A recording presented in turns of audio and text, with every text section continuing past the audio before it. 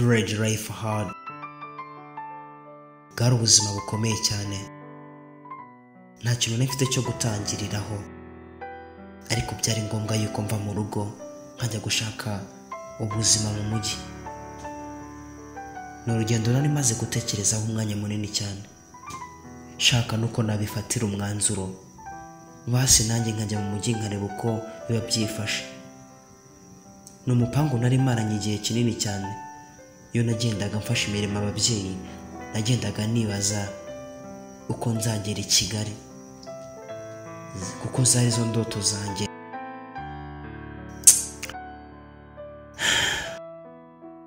Wari umunsi umwe mu gitondo,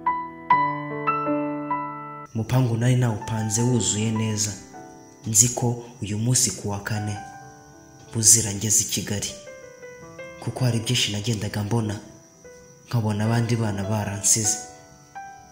Nubwo umupangu wanjye wari umeze nk'aho uri mu ibanga, nta muntu narigeze kuba nawuganiriza.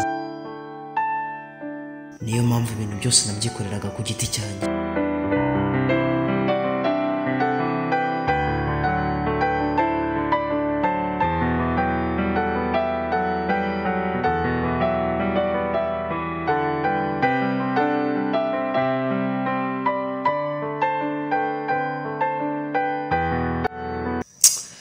Natangiye kujya ndeba mu rugo uko hifashe, nareba ibintu byose ngiye gusiga nkumva biranshobeye.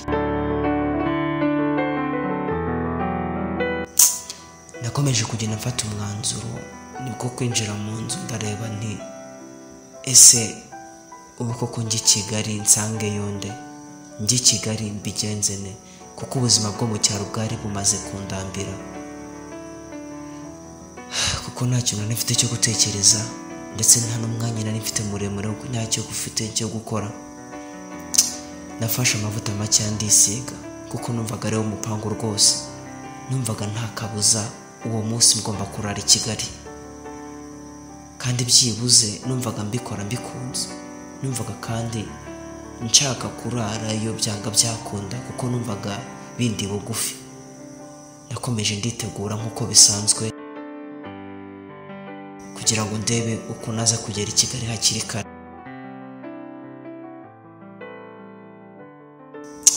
Nakomeje mbitekerezaho, ariko nkumva ibyo naba ngiye gukora n'ubuswa cyane. Kuba ngiye kujya i Kigali nkasiga ababyeyi ari ikintu cyaba gikomeye cyane cyazambuza n'umugisha, ariko nabonaga nta kundi nabigenza. Ngomba kujya i Kigali kandi vuba cyane. Ngomba kugenda nkitegura bidatinze uyu munsi nkararayo. Ibyo bintu byose nakoraga nabikoraga bucece, nta muntu n'umwe unyumva. Nibwo ninjiye mu gikari ndeba inka cyane nakundaga kwahirira ubwatsi. Narayirebye amarira azenga mu maso, kuko numvaga ari inka nashaka gusiga. Gusa nayo ntabwo yabishakaga ko ngenda, kuko niba hari ikintu yabonaga gikomeye cyane, yabonaga yuko nanjye ngiye kugenda.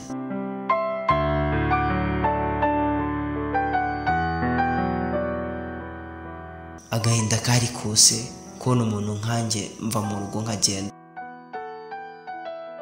Umutima wanjye wose wari uwo kujya i Kigali, gusa nabanje gutekereza ikintu kimwe. Ndavuga nti reka mbanze njye no kuvomera amazi ababyeyi, basi nzi kugaruka mu kanya noge mere neza, hanyuma nzi no kujya i Kigali mpumura.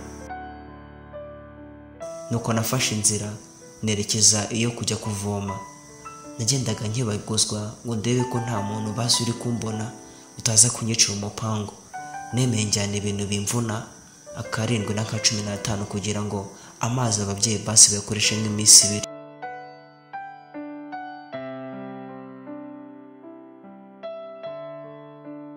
Nuko navuye kuvoma amasegonda make cyane, nanihuta, ndetse naje biri kumvuna cyane.